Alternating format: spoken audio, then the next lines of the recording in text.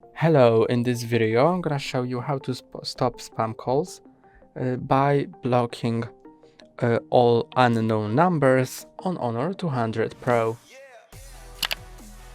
You can do it by going to Phone app, then press on three dots in top right corner, click on Blocked, and now you can click on Call Block Rules or Message Block Rules, and you can block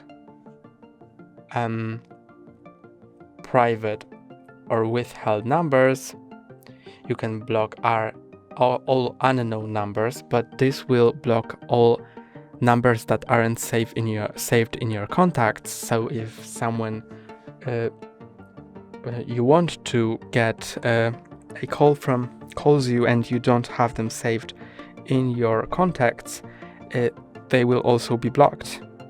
But so consider enabling or disabling this function. And you can also block all incoming calls besides trust lists.